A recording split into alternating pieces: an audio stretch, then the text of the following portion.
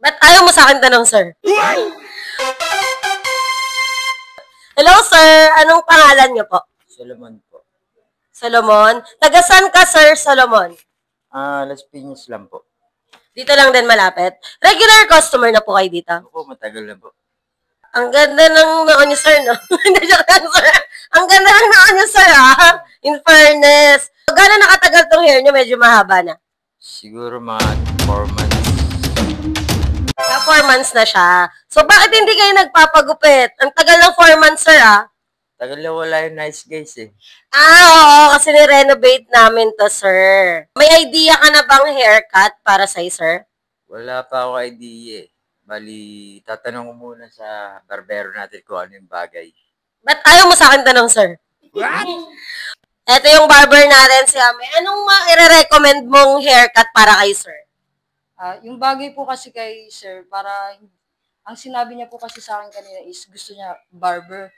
So, dun po sana tayo sa modern cuts, which is, naka-low fade yun dito, tas naka-slick back po yung sa top sides po. Para po bumagay po sa face shape niya. Ano bang face shape niya? Medyo pahaba po kasi yung shape ng mukha niya. Hindi po katulad sa iba na bilog, ganyan. So, more on basket po kasi yung mga bilog na shape, head shape po. So, mas okay po kay sir yung slick back. Anong tawag sa haircut na yon? Low fade tsaka slick back po, na naka-slick back. Bali, dalawang, po siya, modern cuts, pinagsama ko po. Okay, ready ka na ba, sir? Ready na ba natin yan? Siya na bahala sa'yo, sir. Ready ka na? Ready. Sure ka ba dyan? Go. Ikaw, ready ka na ba? Ready na po, ready na.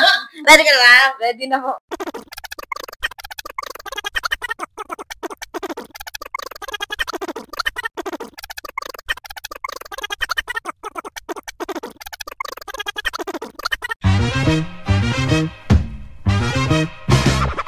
Check it out, check it, check it out, check it, check it, check it out, check it. Hey, Greg and the CE, call me hip hop junkie. Straight to your dome piece like Brass Monkey. All I wanna know, do you wanna get funky? CNC beats be kicking like a donkey.